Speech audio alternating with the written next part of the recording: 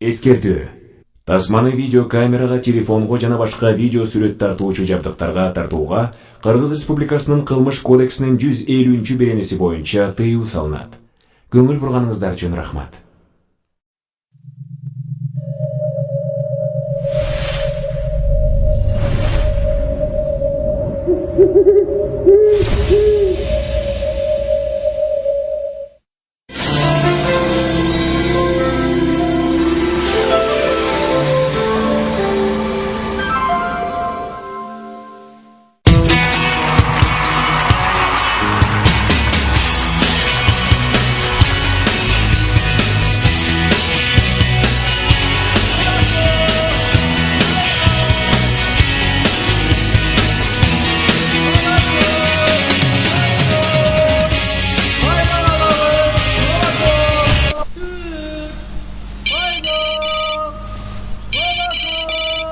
Алло, балам кандайсың? Турдуңбу? Жакшы апа, өзүңүз? Ой, биз баягы эле отурабыз. Тиги Бактыгүл эжең сагадагы кыздарды таап коюптур. Шаарда окушат экен. Жолугуп мындай көрсөң жакшы болмок. Биз дагы эл катары толкунуна калам. Макул апа, барам. Ай, токтой тур. Мен сага анан айтам, качан, кайдан жолугушарыңарды. Макулбу? Макул апа, барам. Бул мен, атым Макс. Стодо механик болуп иштейм. Журчу болгум келет. Эртең менен туруп алып ушинтип ырдай берем.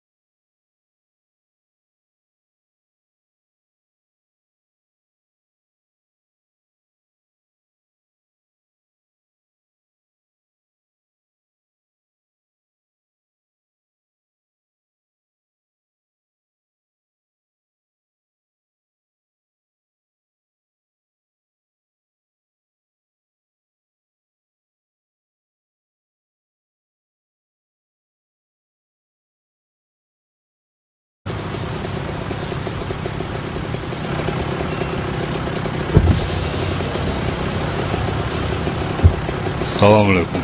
Алейкум. Не болду? Эсик болгон жок, брат. Айнеге жап турат. Давай.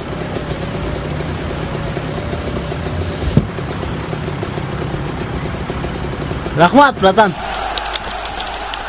Давай. Теп. Чалбай ойнобойсуң. Өзүң билем деп жүрмүш. Ошондой ойногонсуң. Нормально ойноп атам. Теп. Аз карап тургун, азыр мен сага гол көрсөтөм. Жетпейсиң го, көрдүңбү? Жакшылап карабайсың. А булар жаман балдар. Ким кандай жумуштун кылса, аткара беришет. Так, жигиттер. Эми чынык оюнду баштайбыз. Мына бул биздин жаңы оюн. Аты Ади. Биз бул оюнда эч кандай аутка чыгарбай, эч кандай кызыл карточка албай, өз воротасына жеткиришибиз керек. Эскерте кетчү нерсе, бул жөнөкөй киши эмес. Бул эмне мыркпы? Жүзүн жаап жүрөт го. Элдерге каршы көп го дейм. Эй, дөңгөч. Бул деген артист. Бул деген звезда. Так что бул ишти кынтыксыз бүтүрүшүбүз керек. Түшүнүктүүбү? Босс жакшы гол үчүн кур койбойт. Азамат. Ошон үчүн жигиттер даярдангыла. Аэропортко барабыз. Так, бүгүн Альянс фирмасы менен чоң келишимге кол коебуз. Силер бул документтин баардыгын так карап чыккыла. Эч кандай катачылыктар кетпесин. Түшүнүктүүбү? Музыкант Келвин Джонс Бишкекте концерт берди. Ал кино тасмаларга алгач саундтрек жараткан музыкант. Эми өлкө ичиндеги шоу жаңылыктар менен тааныштырабыз. Кыргыз элинин белгилүү атактуу ырчы жигити Ади бүгүн өз мекенине кайтып келет. Ал жакын арада өзүнүн шоу программадагы жеке концертин көрөрмандарына тартууламакчы. Үгү тобу кино сүйүүчүлөргө 1+1 барабар 3 аталыштагы медиа тартуулайт. Бүгүнкү жолугушууну эртеңки күнгө калтыралы. Азыр моозымга тийиштирсең да жүрөт окшоп кое турсаң. Туруп чукулачы. Болбойт андай. Алдын нормально болуп турбайбы? Мотордун майы сынып калгандыр да. Мотордун майы сынчу. Жинди го. Бензин түгөндү же бузулду да. Бузулган үчүн турбайбызбы? Кое турчу. Аз моозымдын үчүн таап алдым мына. Азыр мону аккумуляторго уласак элек мына. Токто. Эй! Өлтүрөт азыр. Ушу сени машинеге салбаш керек да. Сен түштүң, машине бузулат. Мен эмне кылдым сага? Өзүң баштабадың? Дөңгөч. Билсең карабайсыңбы? Аракет кылып көрүп да, шеф. Сен карап койбойсуңбу? Ой, мен жакшы эле айткам. 2 сааттан бери карайсыңар. Мына могу болбой койбодубу? Сен да мына баарын сен мусу атасың. Келе солор. Колуңардан келген кылбайсыңарбы? Шеф, кыжалат болбоңуз. Не болду эми? Оңдойсуз, баарын оңдойсуз. Салам алейкум. Байкашымча, мен жардам муктаж болуп окшойсуздар, Ой, биз эмес, могу машина сиздин жардамыңызга муктаж. Болду. Байкашымча уста окшойсуз, Супер устамын го. Чын эле күчтүү. Болду, бүттү, оңдоп койдум. Все, рахмат жигиттер. Мейли. Макул, рахмат жигиттер. Отур го. Зындар мен ойной жүргөн. Давай. Йон, колуңдагы эмне? Тормуздукка? Тормуз. Эмненин тормузу? Тигилердики? Кандай дейсиң? Айка менин дос кызым болот. Курбуларынын арасында дайым биринчи болгусу келет. Ошондуктан көбүнчө жалган сүйлөп коет. Как ты Бирок Айка больницада пол жүрүп иштейт. Макс! Оу! Кандайсың? Жакшы. Слушай, ты мне нужен. Аэропортко барып келеличи, суранычы. Макул азыр кийин алайын. Мен анда, жакшы барып келгиле. Йома, сен жасап турчу. Бир нече көз ирмемден мурун ырчы мырза Ади өз мекенине кайтып келди. Аны Манас эл аралык аэропортунан көрөрмандары чыдамсыздык менен тосуп алышты. Кененирээк теманы кабарчыбыз баяндайт. Ош шаарына кош келипсиз.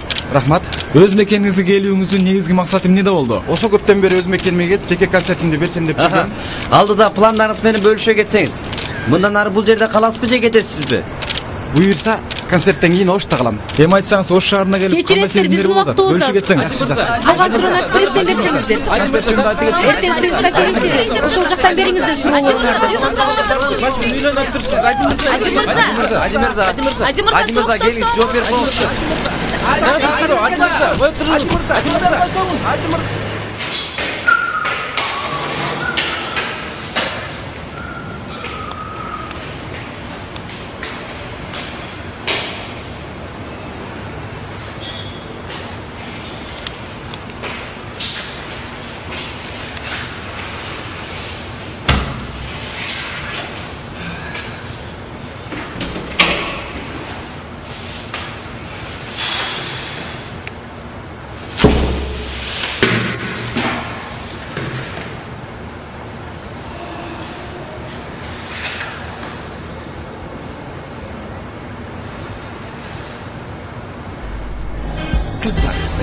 Мотора не слышен. При такой скорости слышен только ветер. Мы получили срочное сообщение. Олимпик из Марселя купил за бешеный беззаёмного игрока. Келдиз да. Келдим.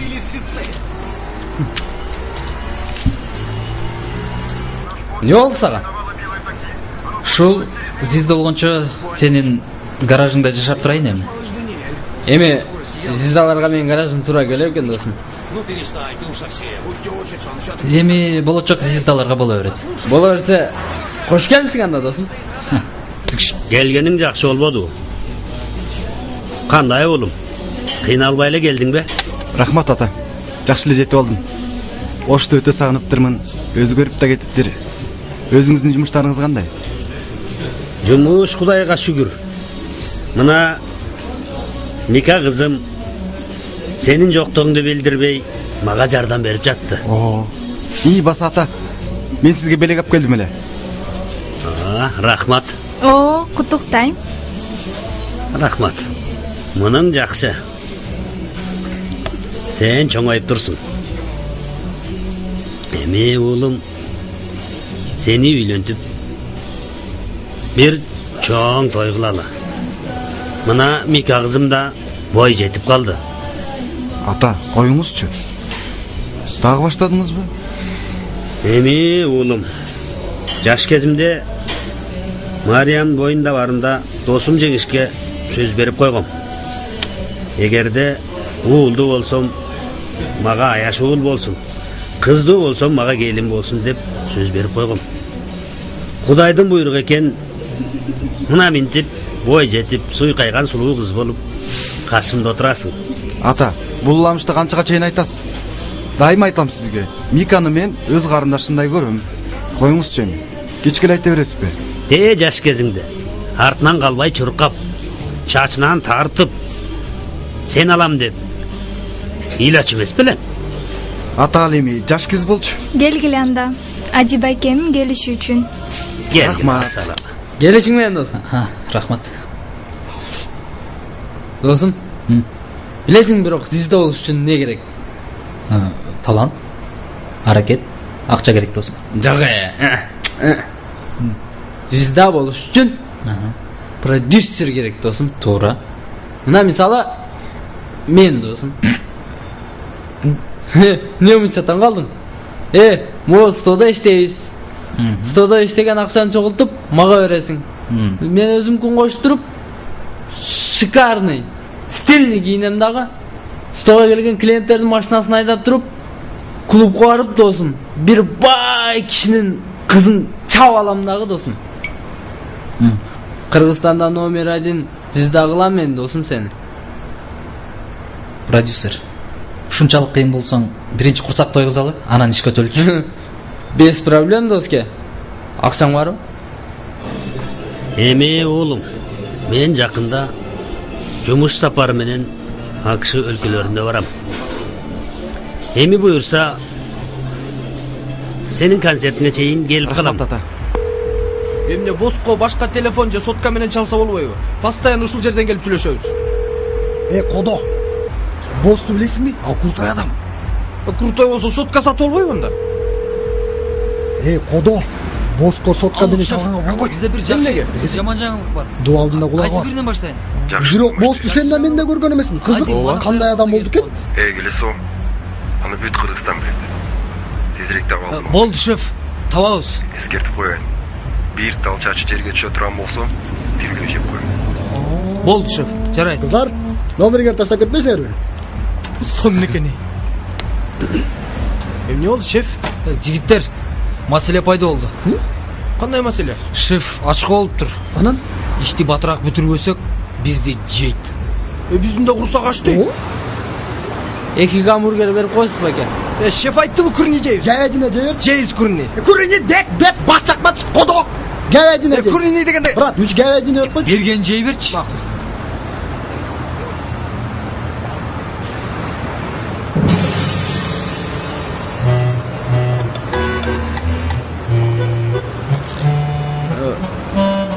Тоорумуз? Гамбургер артта. Брат, гамбургер даяр болуп калды.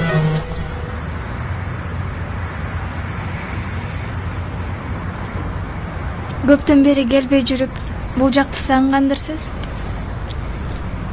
Сагындым.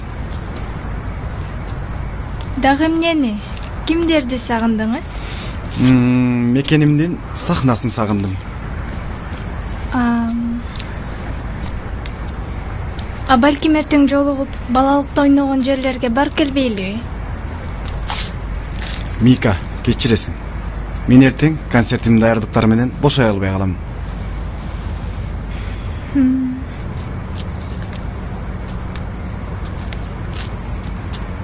Кечинде чалам, скайпта сүйлөшөбүз, Макул, бар эми кир. Алло.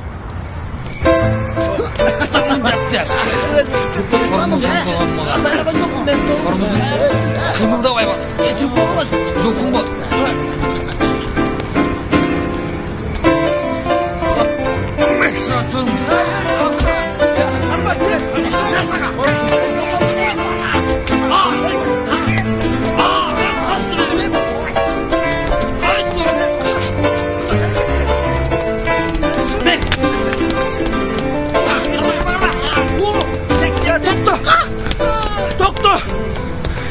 Бейбаштанбай концертке чейин тынчыраак жүрсүң. Отуруп болбосоңчу. Өзүм экенин Айдоочуну болсо жөнөтчү берипсиң. Эмне кылганың ал? Эски таза абалда сейилдеп баскым келди. Анын үстүндө көптөн бери да жөө баса элекмин го. Сен имтип жүргөнүң кооптуу экенин билесиңби? Мирана. Баратам. Болбатыраак кел. Жетип калдым. Ади. Алло, угулбай атат. Ади, каяктасың? Сасыган караңгы люкта. Ал жакта эмнеге отурасың? Отурбай эле. Эмне дейсиң? Тура албай жатам. Жаракат алган жоксуңбу? Амансыңбы? Люкка түшүп кеттим. Мен азыр, скорый менен барам. Милан есть Милан. Все супер. А нет, все супер.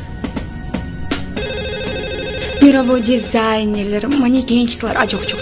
Мировой дизайнерлер, модельерлер. Привет, это Айка. К сожалению, меня сейчас нет дома. Я в Милане, на выставке. Пожалуйста, перезвоните через неделю, а лучше через 2. Чмоки. Айка, привет. Жанымка, как дела? Эмне айтпай кетип калдың? Представь себе, Ади келиптир да. Сен эртерээк келсең жакшы болмок. Ладно, хорошо. Сен келгенче мен Ади жөнүндө толтура информациялар топтоп коем, хорошо? Келериң менен мага чал, уктуңбу? Милан есть Милан. Все супер.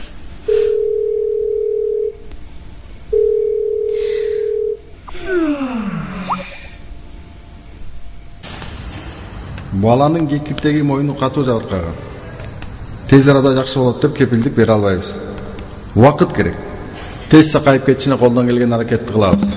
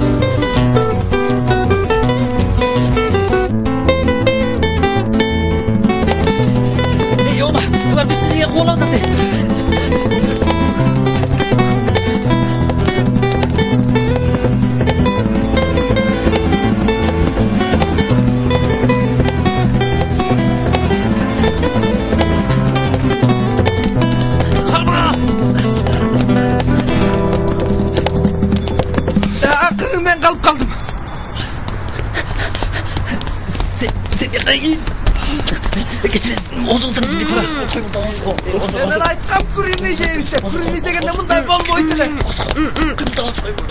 Мен куриный дегем. Айткам мен куриный жейбиз деп. Айткам мен куриный жеш керек деп. Ошончу куриный жеш керек. Сен бул жактарды кара. Куриный жегенде мындай болбойт эле. Куриный жеш керек. Жок. Кай жакта куриный? Шеф, куриный жегенде табат элек го. Ади, сен кайдан? Сен ооруканада эмес белең. Телефонун алып калдыр де. Телефон.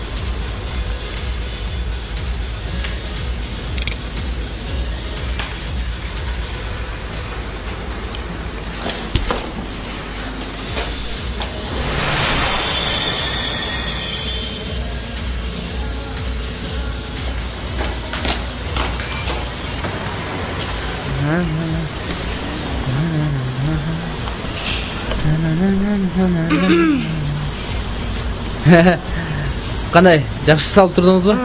Rahmat, yaxshi. Kechirasiz. Tushundim. Жүрсеңіз, жүріңіз.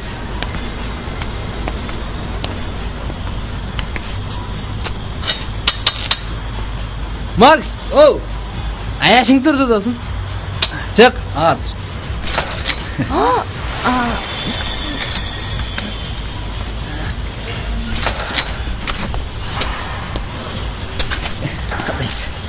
Макс. Менің атым Макс. А менікі Мирана. Менікі Йома. Сен Ади? Siz daha deli solgalı okşaysız. Tünümenen Adi деп çıktınız. Ади, по-моему, аяш окшойт. Ташап коем.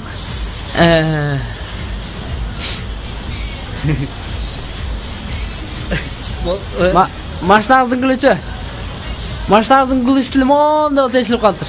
Жамап койдук. Анан оштогу чуңкурларды бардығын капа кылбайт окшойсуз.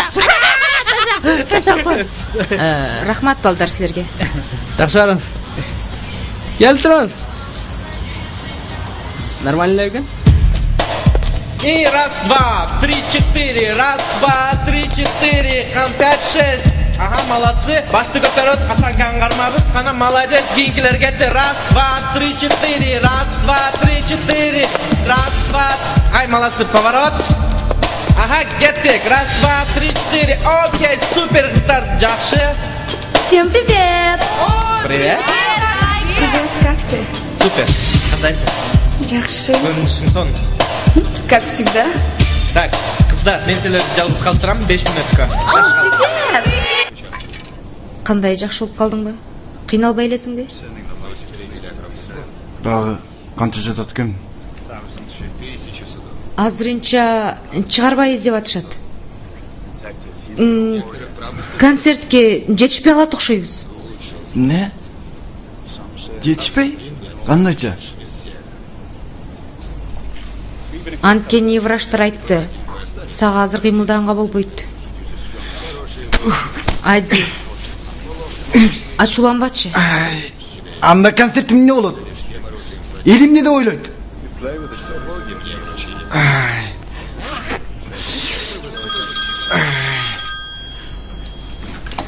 Алло, саламатсыздарбы? Биз Акипресстен чалатабыз. Да, саламатсыздар. Бүгүнкү Гадини концерти боюнча пресс-конференция уюштурдуңуз эле. Бул журналисттер сұрап жатышат. Биз ошол концертке даярдык көрүп бошой албай атканбыз. Эмне бүгүн болбой калабы ушунда? 1-2 күнгө жылдырсак болобу? Ал үчүн эртерээк айтып коюш керек болчу. Эми журналисттерге кандай жооп айтабыз? Өзүм сиздер менен байланышам. Макул, мейлиңиз. Говорят, у царя и так и серебряный устав. Концерт болот. Fashion Week'тагы коллекциялар, манекенщицалар, мировой дизайнерлер, там укмуш. Кстати, какое место заняла? Экинчи место. Молодец, поздравляю. Рахмат. Бул дагы эч нерсе эмес. Самолетто ким менен келди дебейсиңерби? Ким менен? Жана ырчы бар го. Кайсы? Жана Адичи.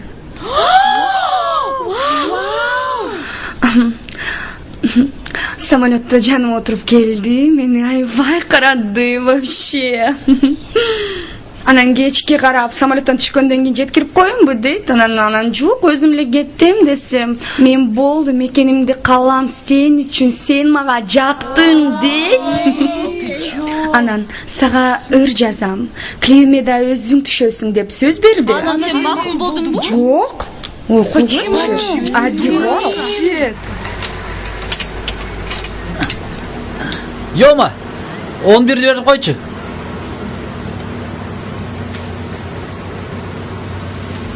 Жоқ, 11 деймін.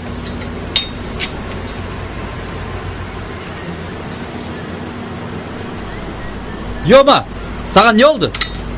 11 деймін. Салам.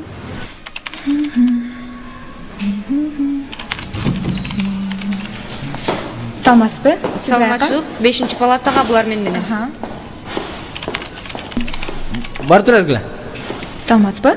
Мен сізге келдім. Келіңіз. Мага жардам керек. Сізге қандай жардам бере аламын?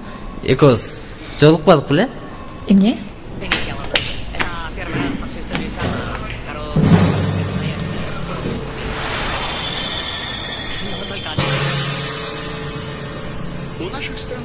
Ади, бул баланын аты Макс.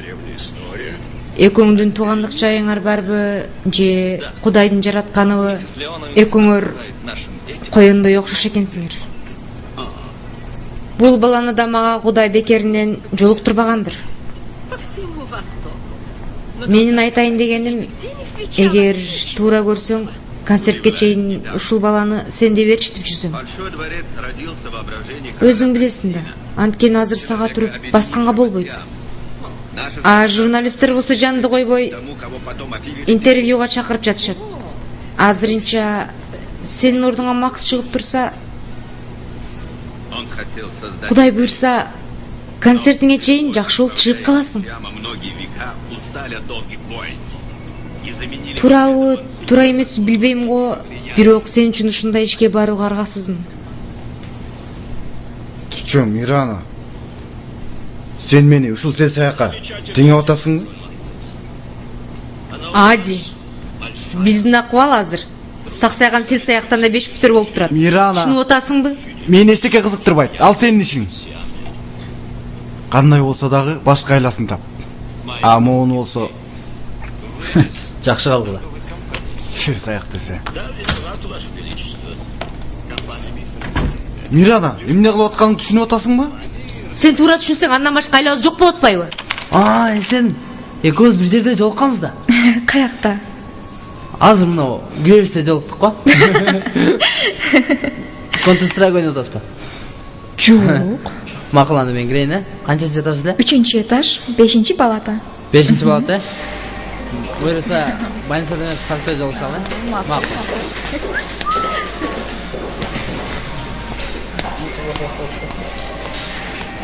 Не кылалы анан? Башка айла жоктун.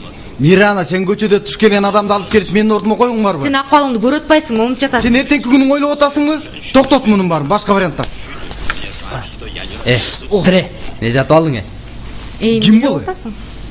Не болду сага? Не болуп атасың сен? Макс турда, Макс койча тур. Кайдагы Макс? Бул Ади. Бул Макс сен дагы урушоңбу?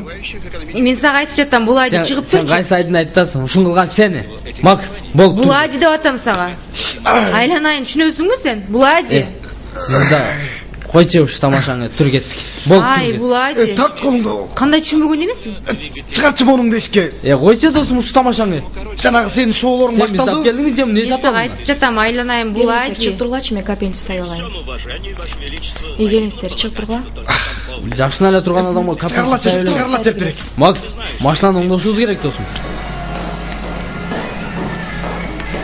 Макс, Ади. Кайда жүрөсүң? Мен сени издеп атпайм. Сен биякта. Мен биякта эле жүрөм го. Жүр кеттик. Ай, Жома. Макс, сен Айдын сөздөрүнө кап болбо. Анын өзү ошондой болор. Жардам берчи. Сенин жардамыңа муктажмын. Саксайган саяктын жолу башка. Мени тынч койгула. Кеттим, жакшы калды.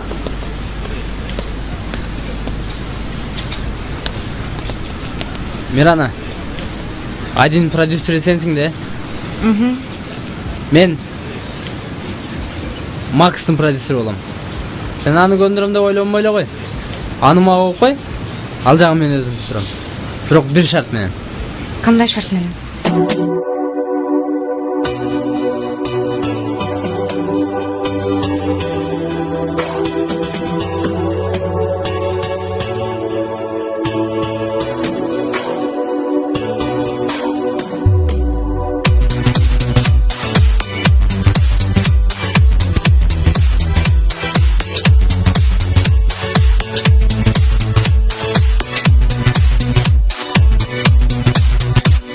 Oyun gitmegin, engsep jetmegen, berim sen bile. Sensiz kıyavlar, şeksiz sezimler, yürek ensegen.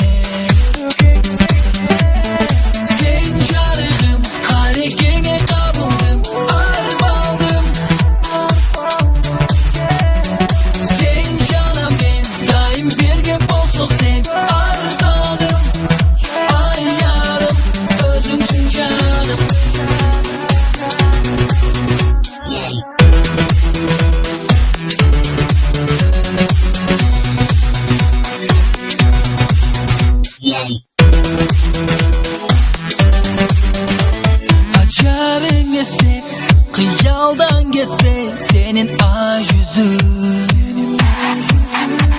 Nazik gülgünüm, kara gözlerim beni sağımtat. Sen jarığım, karekenge kabulüm, armanım. Ади Орта Азиядагы эң абройлуу таанымал ырчы. Ал англис, орус, түрк, кыргыз тилин ырдайт. Мүнөзү корс. Айткандан кайтпаган өзүнчүл. Атасынын жалгыз эрке баласы. Тамеки тартат, бабник. Жактырган кыздарын колдон чыгарбайт. Атасы Асан Курбанович Азиядагы нефть компанияларынын бирин жетек. Адинин мындай ийгиликтерге жетишине атасы түздөн түз себепкер. Эмнеге алмаска чандырдай? Ади ырчылык эс тандаганда атасы каршы чыгат. Неге? Атасы бизнесинен жана душмандарынан корккон. Ошол себептен Ади маска чанырдайт. Бирок эң негизги маселе бул Мика. Мика бул сен экөөң жаш кезден чогуу чоңойгон Айшатаңдын кызы. Ал сени жактырып жүрөт. Бирок сен ага көңүл бурбайсың.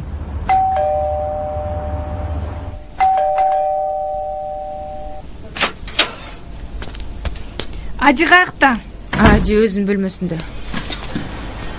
Эмне чалсам экөөң өртең алып айтасыңар. Ади. Ади тур. Ади. Эмне болуп кетти? Ади. Ким бул? Эмне бул жерде жатат? Интересно. Бул биздин стилист. Аты Йоман. Эмне мен чалсам телефонду албай айтасың. Качан чалдың? Мага чалган жоксуң? Мына? Телефонду алмаштырдыңбы? Үнүң эмне болгон? Тамам ооруп калыптыр. Монуку мен телефонуңду.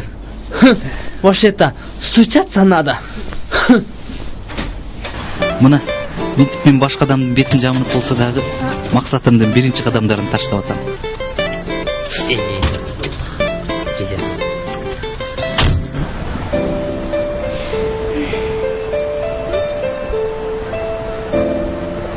Бирок сен ага көңүл бурбайсың. Жөнөмөч, түз отур. Саламатсыздарбы урматтуу эл журтум жана ошондой эле журналисттер. Биз сизди көргөнгө абдан кубанычтабыз. Өзүңүздөр билгендей, жакында эле Ади чет өлкөдө болуп өз мекенине кайтып келди. Сиздерди кызыктырган суроолор болсо керек, андыктан узата бериңиздер. Урматтуу Ади мырза, сиз эмнеге сахнага чыкканда маска тагып чыгасыз? Же бул сиздин фишкаңызбы? Бул менин стилим. Анан мен дагы эл катары коомдук жайларда жүргүм келет. Ошол себептен. Сиз жакын арада бере турган концертиңиз боюнча бир аз маалымат бере кетсеңиз, жана андагы өзгөчөлүктөр кандай? Кечиресиздер, бул суроого мен жооп берип кетсем, концерт өзгөчө шоу программада жандуу үн менен өтөт.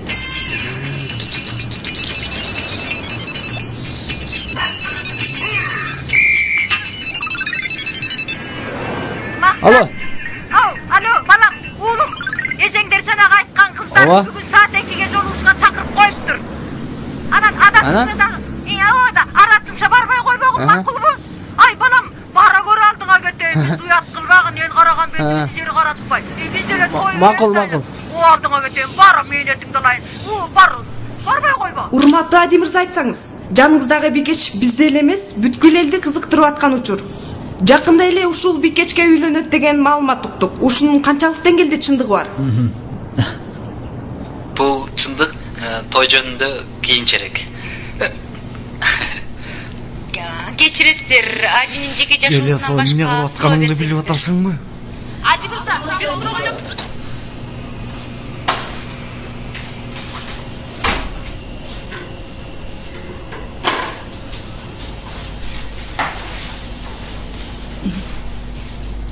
Ой, Макс? Сенсиңби? Макс, эмне болду? Дагы мотоциклдан жыгылдыңбы? Канча жолу айтам, ушу мотоциклди жөн эле койчу, айдабай эле койчу. Чачың гана. Сүйлөгөң болбойбу? Бул жердин врачтары жакшы, мен өзүм сүрүп коем го. Азыр бир аз жумуштарын бүтүрүп коюп, кайра келем, макулбу?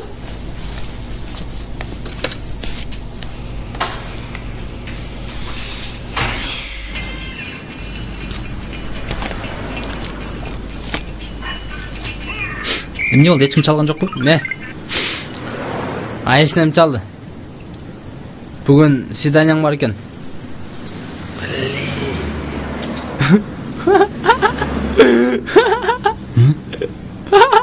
Не oldu? Келесо, маскаңды тескери кийип алыпсың. Кой. Ой.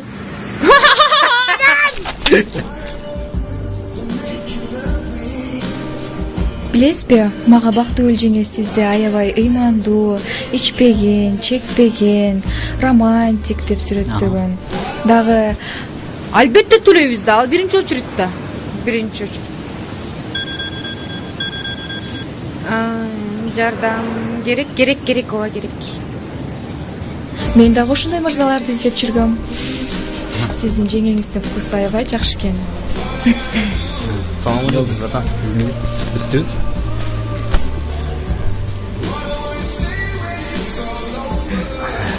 Айтқаныңызды алып келдім, брат. Газалия бар. Бұтын атып едіңіз бе? Адашып кетіп, енің тұройын башына атып алып.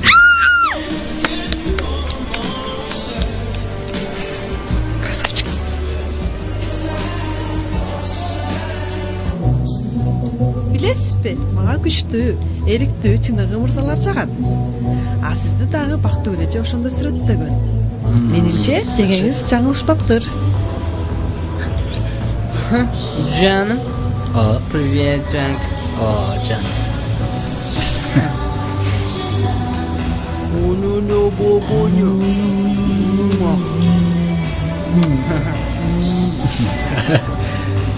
Ай, Гуля.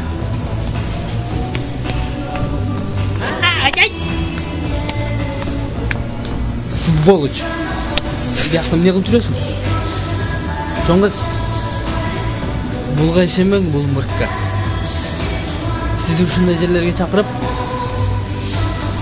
мына мондай қылып қойды сізді. Отыр өрбеңіз, барыңыз, үйіңізге барыңыз.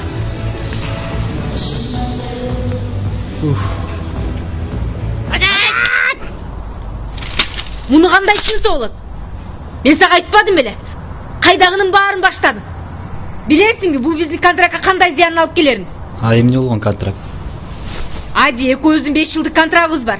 Такыр үй бүлө, той-пой деген болбойт.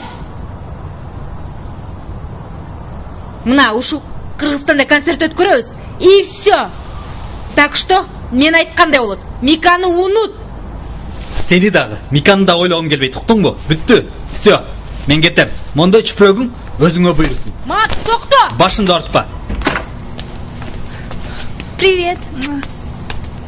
Дагы сүйлөшөбүз.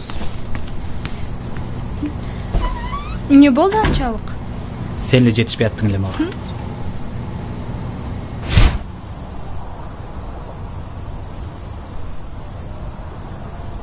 Билесизби, мен сизден мындай сөздү күткөн эмесмин. Туура, кыялданчымын. Бирок күткөн эмес элем. Кандай сөз? Бүгүн прессага жооп бербедиңиз беле? Анан менин сизге көптөн бери даярдап жүргөн белегим бар эле. Ошону берейин деп келгем. Аны унут. Ал жөн гана менин концертим алдындагы пиар болчу. Кандайча? Аны бүт Кыргызстан укту. Мен курбуларым, үйдөгүлөрүм эмне дейт? Менчи? Мен эмне кылам? Мика, сен акылдуу кызсың. Мунун баарын түшүнөсүң деп ойлойм. Жок, түшүнбөйм, түшүнө албайм. Канча чыдашым керек? Жетишет. Мика, мен сен ойлогон айда эмесмин. Айтыңызчы, сизге мен эмнем жакпайт? Бар, сураныч, кетчи. Жок, кетпейм. Мага баарын айтасыз, анан кетем. Айтып атпаймынбы? Мен ада эмесмин. Бар, кет, сураныч. Мен жайыма койчу.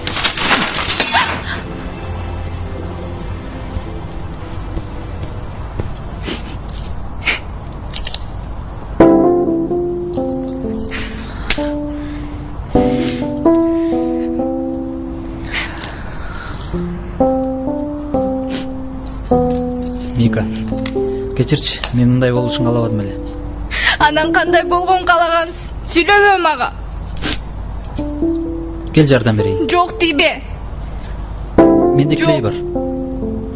Өзүм кылам.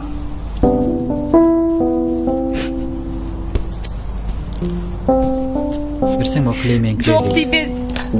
Өзүм кылам тийбе. Кое турсаң эми. Мол жерин клейлеп. Тийбе. Кое тур эми, талашпай. Берчи дейм, өзүм кылам. Эмне болуп атасың? Ай, колум жармашып калды го. Ай, ай, ай. Ай, колум. Эмне болот эми?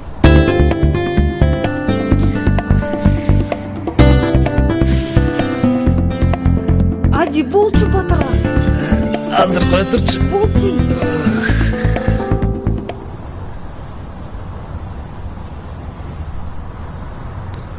Мика?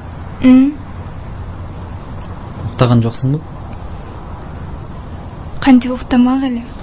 Колумду кармап жатсаңыз. Кечир, Мика.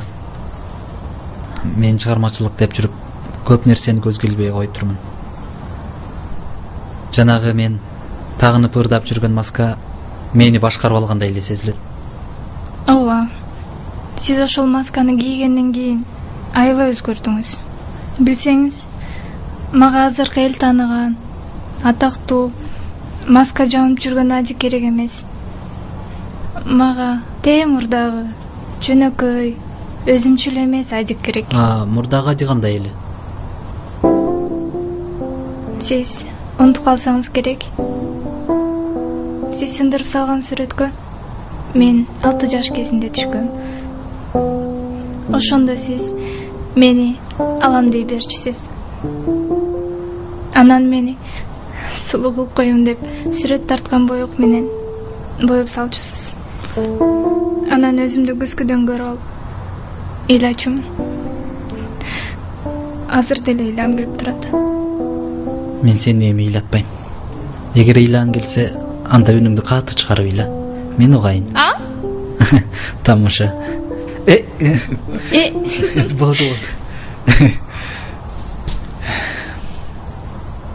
Мика, турчу, болчу эми эртерээк. Эртерээк больницага барып колубузду ажыратышыбыз керек. Шашпай барайлычы, боюнушум керек. Мен сени боеп койгом. Сулуу болуп калгансың. Жүрсөң көрсөтөм. Жүр. Эм болсоң мына сонун болуп турат. Мына карасаң.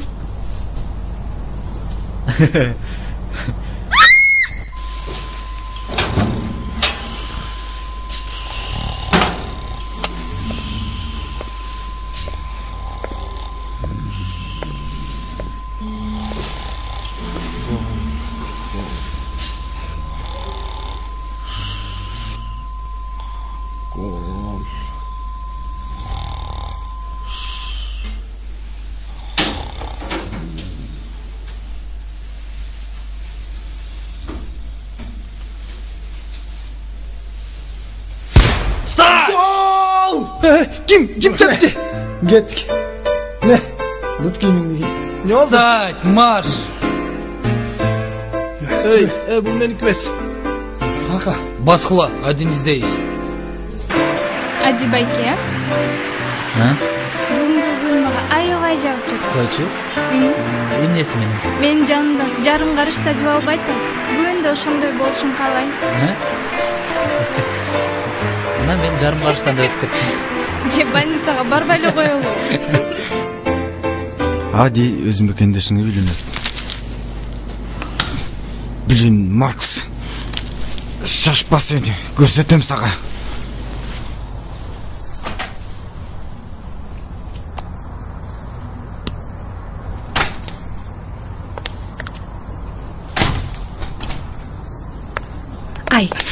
Ай, Макс. Сен каякка? Сен качып баратасыңбы? Сен аягышың керек го. Сенин атың ким эле?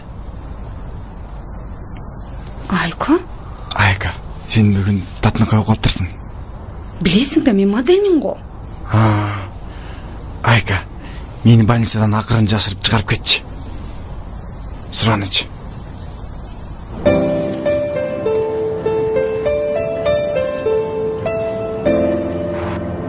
Карасаң, Мол күннүн батып баратканы сонун көрүнөт экен, монтип колго кармап алсаң.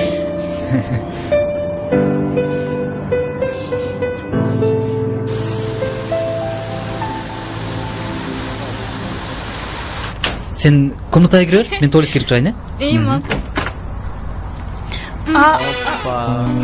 Сен ажатканан кирип кетпедиңби? Мен бияктан келдим. Так быстро оделся. Мен быстро кийиндим да.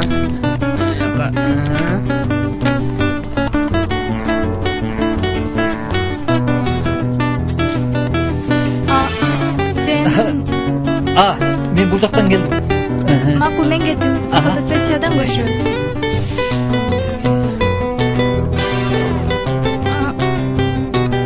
Сен бул жактан келдиң да. Макул, көрүшөбүз. Сөзсүз бар. Каяка?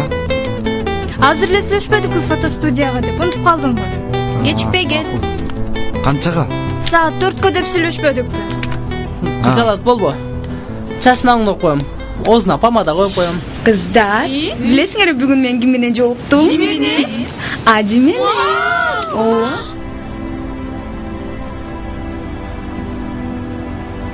Макс. Миканын сүймөнчүлүгүнө айланган Макс. Билесиңби? Мика стодо карамайга чаланып иштеген Макс эмес. Эл оозуна алынган жылдыз Адини жакшы көрөт. Сен экөөбүздүн сырткы келбетибиз окшош болгону менен ички дүйнөбүз эки башка.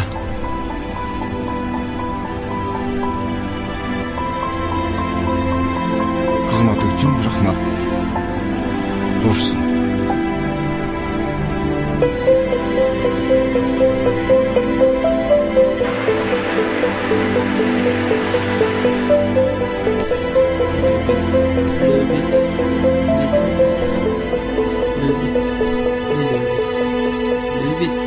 Йома.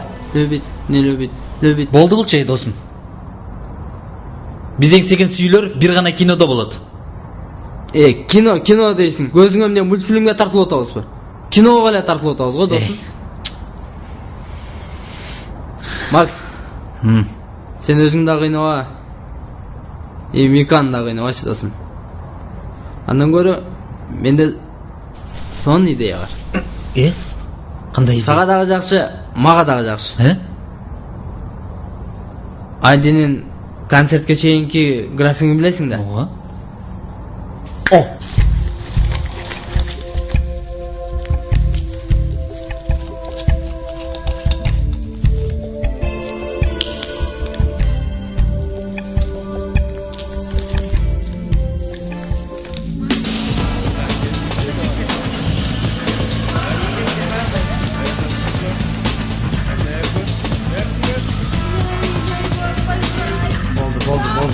Болчейм бар. Мага суу берип койгулачы. Батыраак кыймылда кылачы. Убактым жок. Бүткүлө даярсыңарбы?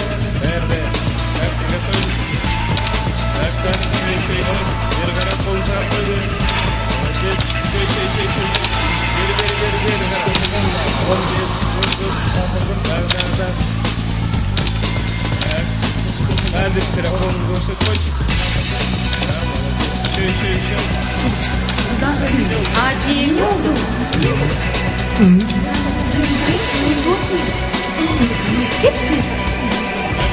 Ади, эмне болуп кетти? Сен кайда?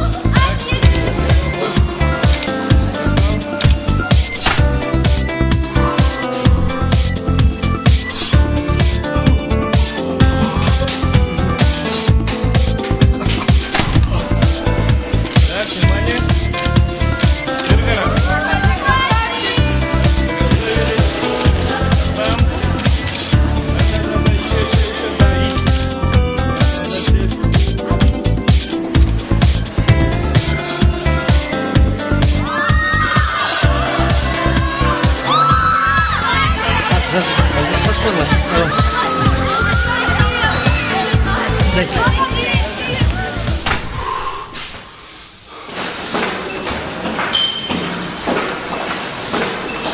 Батырағы студияға барыш керек. Мен съемочный группаны ұзатып қойын.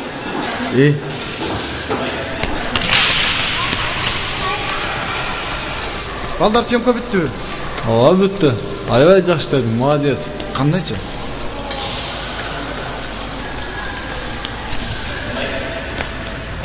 Ади, Сага эмне болду? сиз бүгүн аябай башкача болуп жүрдүңүз. Дайыма эле ушундай болуп жүрсөңүз. Кандай болду? Бүгүнкүдөй ичим өтүп, панос болуппу? Бүгүн кечинде каяка барабыз? Каяк болмогуле, үйгө да. Бүгүн мен туулган күнүм. Мен ойлогом эсиңизде деп. Туулган күнүң менен. Мен Мирана кайтып коем. Сага белек даярдап коет. Макул. Бүгүн Микан туулган күнү экен. Макс ошол жака кетти го. Аны күнү тоскоол болуп эле коеюн деп, сен жаныңа эле келейин дедим да.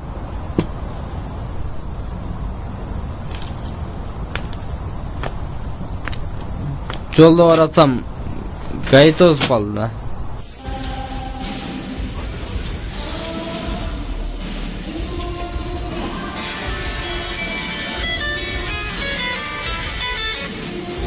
Алло. Алло. Кандай Мика? Жакшы, ким бул? Мен Ади. Кандайсыз? Туулган менен. Рахмат. Үйүңдө болуп тур. Мен азыр барам. Сюрприз бар. Болуп тур. Yes.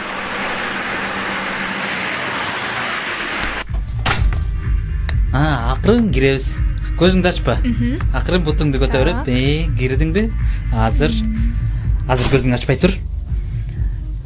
Кеттик.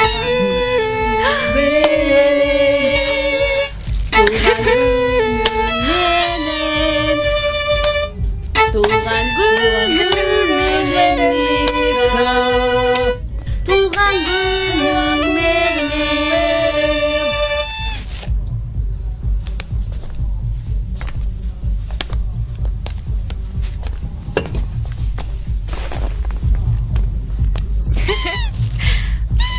Туулган мен. Рахмат.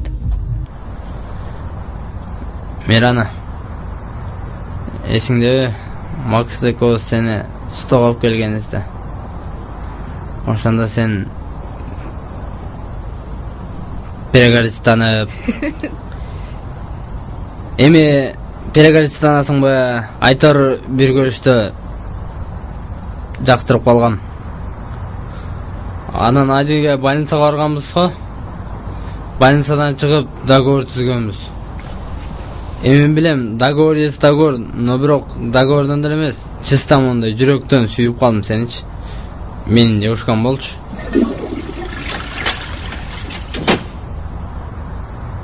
Эмне дейсиң? Бирдеме дедиңби? Чарчап калдым. Ал жерде кичине жатып турайынчы. Саат 8 ойготуп койчу мени. Сизди акыркы күндөрү такыр түшүнбөй жатам. Бирде орой мамиледе болосуз. Бирде жакшы мамиле кыласыз. Сиз эки башка адамдай болуп атасыз. Бирок бүгүнкү күн мага аябай жакты. Сюрпризиңиз үчүн чоң рахмат. Дайыма бүгүнкү күндө болуп жүрүңүзчү. Аракет кылам, Туулган менен. Рахмат.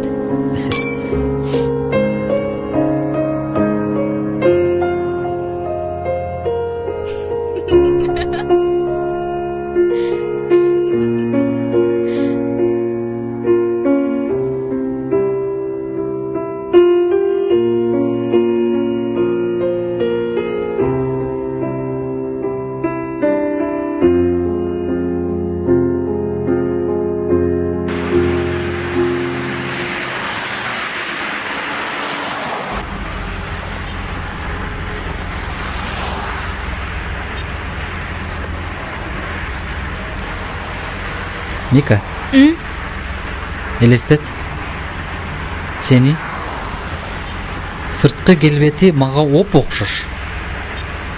Ички жан дүйнөсү меникинен жакшыраак. Бир бала сүйүп калса эмне кылмаксың? Сырткы келбети оп окшош. Айырмасы жок. Характери болсо сиздикинен жакшыраак, Анда ал баланын сүйүүсүн кабыл алмакмын. Чындаппы? Ошол сени сүйүп калган Адиге окшош балам менмин десем, эмне кылмаксың?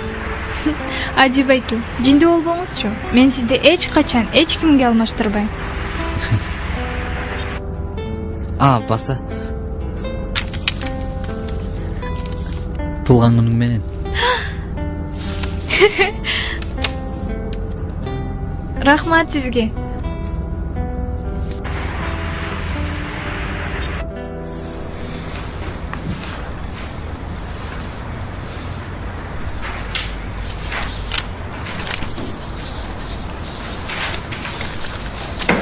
Муну кайрадан иштеп чыксын. Жарайт, дагы башка сунуштарыңыз барбы? Муну деген эң акырында кошсун. Сиз бошсуз. Кире бергиле. Уруксаат. Чакырткан экенсиз. Айка. Сени Ади менен жакындан тааныш деп угуп жүрөм. Бул чындыкпы? Ооба. Биздин организатор кыздар канча күндөн бери ал киши менен байланыша албай жатышат. Сен аны менен жолукканыңда айтпайсың, биздин кечеге конок болуп катышып кетсин. Макул? Бул иш колуңдан келеби? Ооба, албетте. Макул анда, бошсун. Жакшы калыңыз. Ади, бүгүнкү репетиция бүттү го. Калган эртең улантабыз. Макулбу? Давай, жакшы. Макул. Эртең жолугабыз. Болуптур. Да. Алло, сюрпризиңиз үчүн рахмат. Кандай? Унутуп калдыңызбы? Мага кече туулган күнүмө берген белеңизди. Майга аябай жакты. Ади байке, алло? Эчтеке эмес. Мика, бүгүн бошсуңбу? Ооба. Эмне болду? Бүгүн жолукпайлыбы? Макул.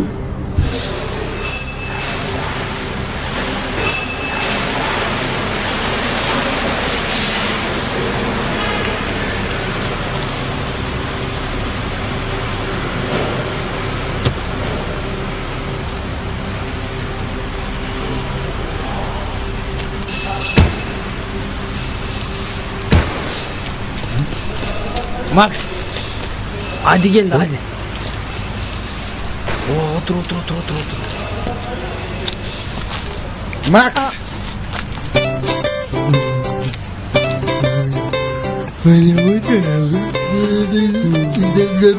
Ади койчу, бас, башка жака барайынчы, бас. Кийинки жолу, Кеттик.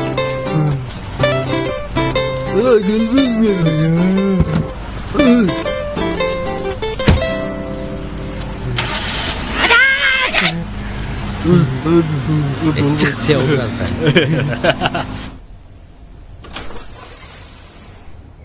Макс, мүмкүн мунун кереги жоктур. Кеч боло электе токтотолу. Микага дагы уят болосуң. Аз калды досум. Миканын көңүлүн өзүмө буруп алайын. Анан баарын Микага өзүн түшүндүрөм. Жана көрдүң го, атай Миканы сток алып келген. Урайымбы?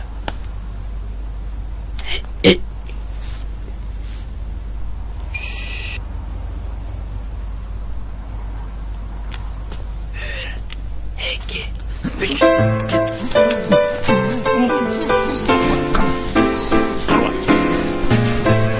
Жапсаң бетке.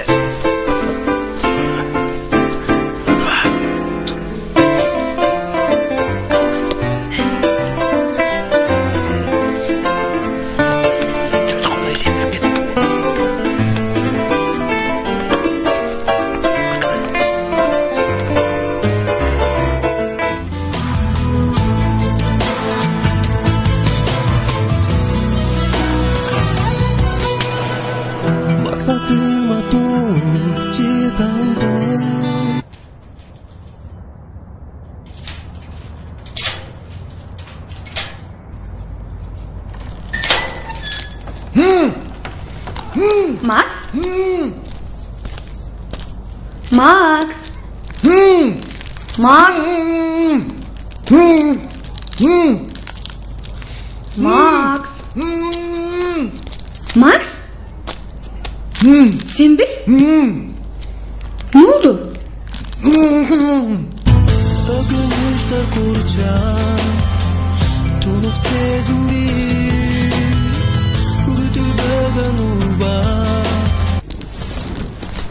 Ой, Макс сени тапкан жакшы болду. Жөн тур. Бизде модель агентствода көргөзмө болгон атат. Ошого Ади ырчыны алып келем деп директорума сөз берип койдум. Ошонун ордуна Ади болуп маска таап чыгып берчи. Ну, пожалуйста.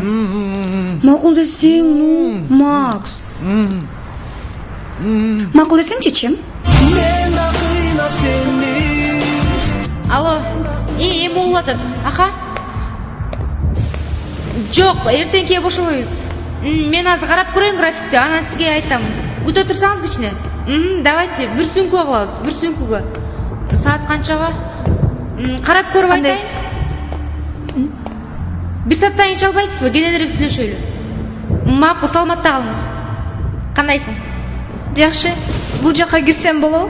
Жок, репетиция кылып атат. Бир аз күтө туралы. Миран эже, сиз байкадыңызбы? Ади акыркы күндөр башкача болуп калды. Билбейм. Сага ошондой сезилип атса керек. Ошондой эле. Ошондой эле. Апаратасың. Мак, түшүндүрүп берсең. Сен экөөбүз кийин сүйлөшөбүз. Сен каяка? Ади, ач. Ачты. Ади.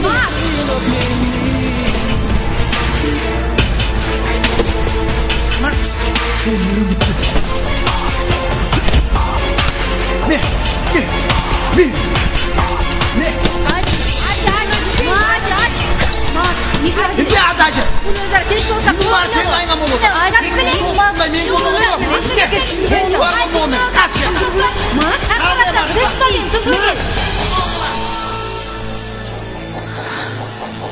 Мика, мунун баарын сага айтайын деп жүргөм. Сен Мика.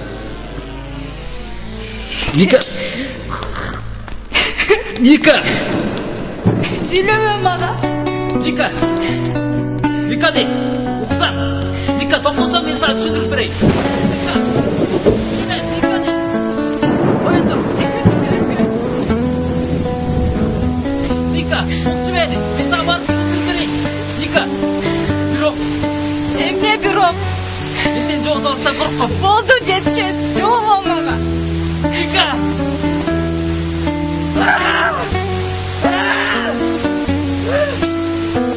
Мика!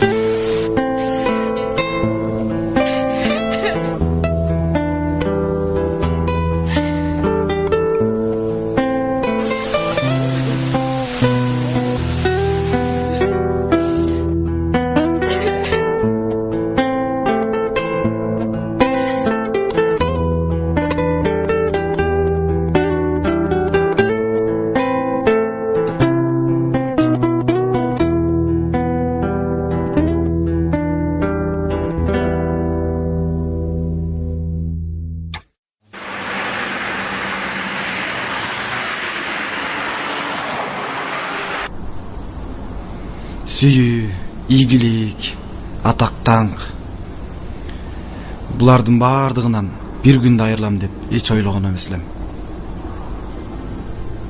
Мен буларды акча менен ченеп келгем. Акча бар, баары бар. Акыркы бренддеги кийимдер. 2 карыш бассаңдагы машина менен. Прессага жаттап алган сөздөр. Артыман чуккан фанаттар, күйөрмандарым. Ушундай адам өздөрүн деңгейси келет. А менин ичимде эмне жатканын эч ким билбейт.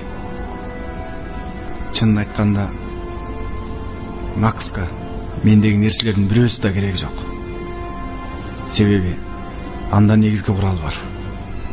Ал талант. Экөөбүз окшош болгонубуз менен эки башка адамбыз. Анын Сырты калтырак болгону менен ичи алтын. А меники тескерисинче.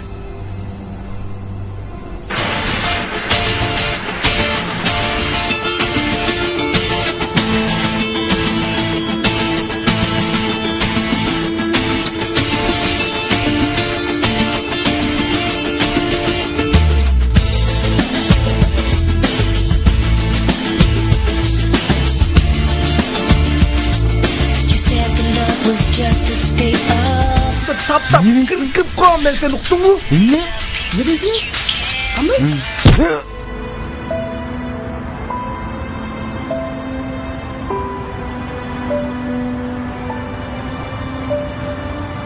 Алло, скорая.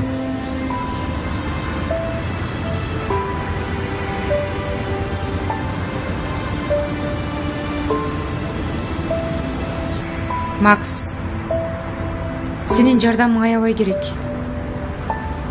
Мирана, мен ырчы эмесмин. Мен жөн гана стодо иштеген бир механикмин. Макс, сенде талант бар. Аны мен да, сен да жакшы билебиз. Мирана, мен ырдап болдум. Макс, бизди мындай абалдан сен эле куткара аласың. Эгер кааласаң, концерттен кийин сага да продюсер болуп иштейм. Анын мага эмне кереги бар? Рахмат сунушуңа. Кереги жок. Макс, бизди уят кыла көрбөчү. Сен эле куткара аласың. Мен өзүмө дагы, Микага да уят болдум. А мени ким куткарат? Мен Миканы жакшы билем. Эгерде сен концертте ырдасаң, ал сөзсүз сени кечирет. Эгерде сен ырдабасаң, эл кечирбейт. Өзүңдү өзүң да төбөлүккө кечире албай жүрөсүң. Мен ойлонуп көрөм, бирок сөз бере албайм.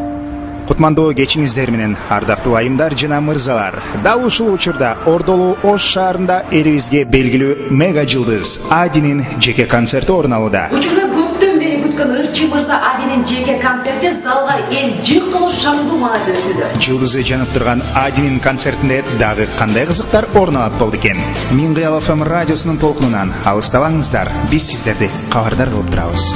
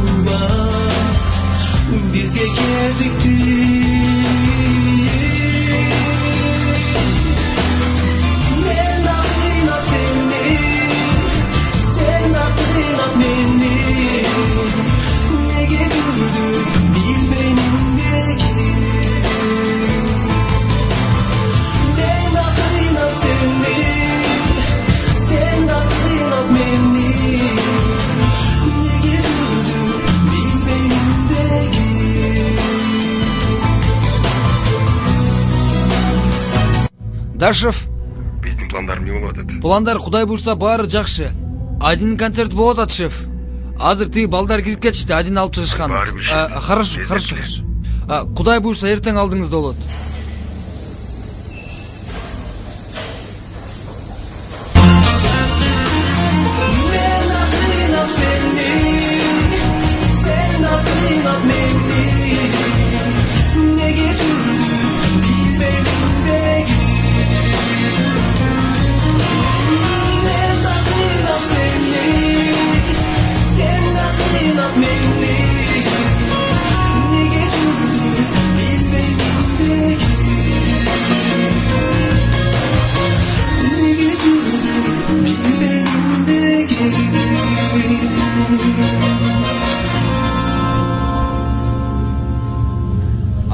Оу, азыр. Қандай билеттер? Азыр алдын өтіңер. Мақ.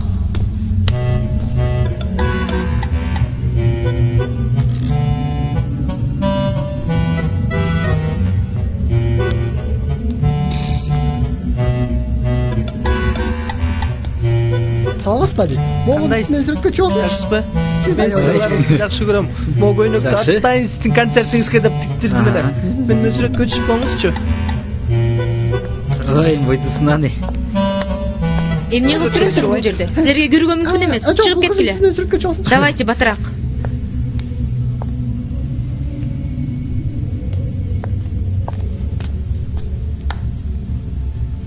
Берчи бешти.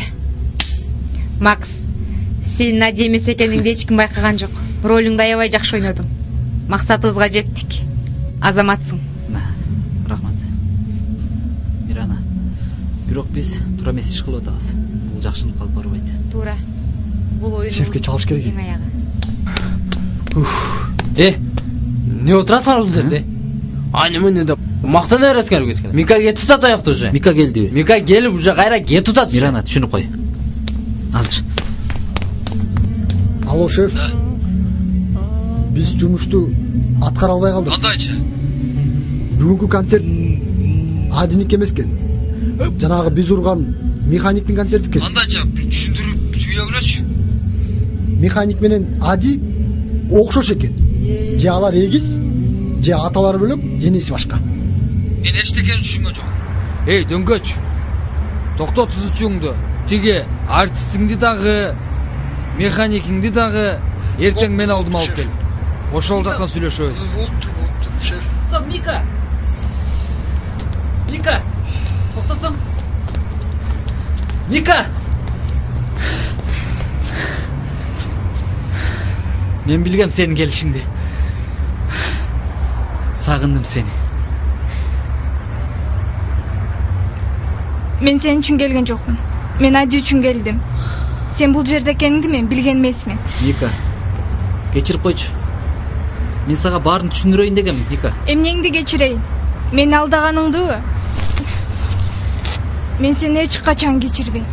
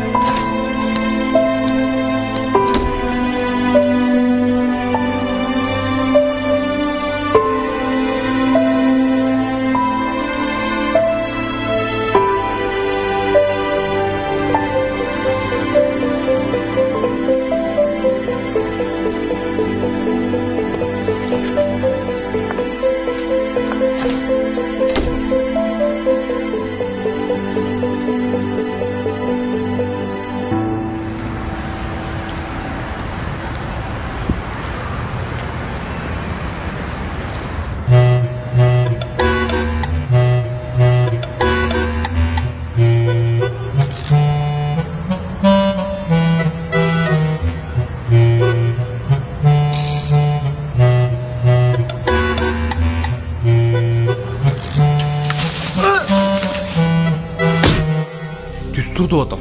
Кодо. Туңгу? Кодо дейм. Не? Баягы шефтин сөзүн билесиңби? Кайсы? Адини кармап келсеңер гонорар берем деген. Биз азыр наркында кармап келдик. Значит, 2 эсе гонорар алабыз. Кой? Эки ушунчалык окшошпу? Ооба, карасаң.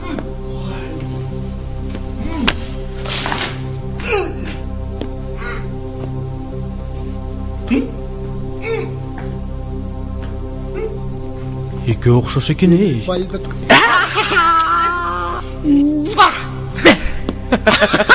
Арыраак туруп тур. Азыр шефке чалайын. Алло, шеф. Жөн тур. Тапшырма аткарылды. Жөн тур. Сиз деле күтүп атасыз. Мына келип калды мына.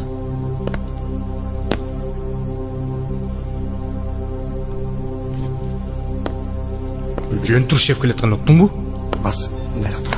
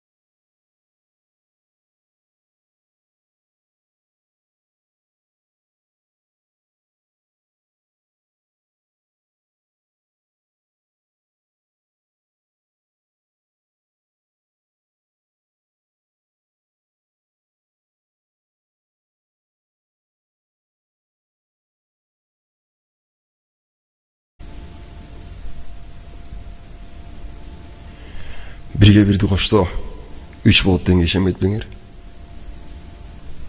Мен да ишенбесин. 23 жашымда эгизим бар десе таң калгам. Аларды кантип кайдан табам деп. Жок дегенде бирөөңдү таап алсам деп жүрсөм, а бирөө экинчиңди таап алыптырсың.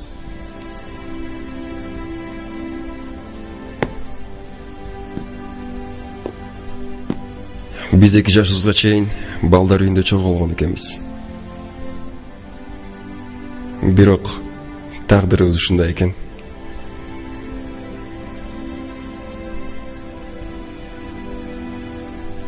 Ал жерден ар бирибизди ар башка ата-эне бөлүп кетиптир. Ушул күнгө чейин биз эгиздер экенибизди билбей келдик. Бирок ошол эле тагдырыбыздын буйругу менен табышып отурабыз. Жашообуз ар башка болгон менен каныбыз бир. Биз эми үчөөбүз. Биз бириксек, деңиз тизеден келет. Мындай жолугу үчүн кечирим сурайм. Эми баары жакшы болду. Бизге эми баары түшүнүктүү болду. Жаман балдар бизди эмнеге издеген? Бул балдарды 3-чү эгизибиз жалдаган экен, бизди табыш үчүн. Тетигини карасаң?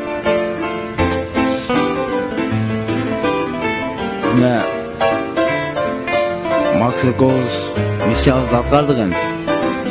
Билесиң да, экөөбүздүн ортосундагы неме. Договорубузду билесиң да. Бирок мен девушкам болот.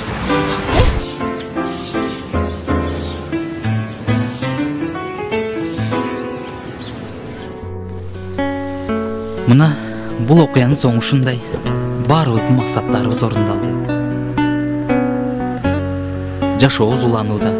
Үчүнчүбүз өз бизнесин улантып чет өлкөгө учуп кетти.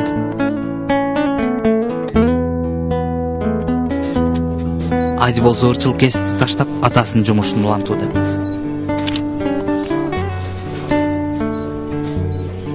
Айканын жалганы акыры чындыкка айланды. Биз болсо ошо отурабыз жердин бетин зайнт кылып. Эгер азыр 3 сөздү айта албасаң, анда сен Макс эмессиң. Өзүңдү колго алып айт эми.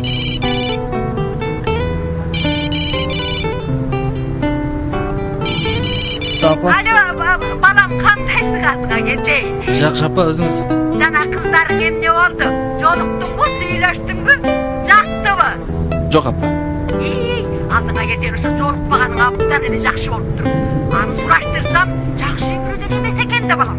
Мени карачы, алыстан издебей эле мына кошунан эле кызың көрбөйсүңбү я? Апа. Жакшы кыз. Эми кыз издеп убара болбоңуз. Мен келиниңизди таптым. Андан көрө тойго даярдана бериңиз. Садага кетейин. Ой, макул болдубу деги. Анан эмне деди? Мен макулмун.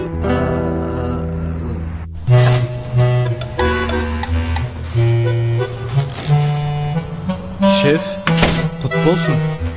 Эми биз Зилдан телехранитель болот экенбиз да.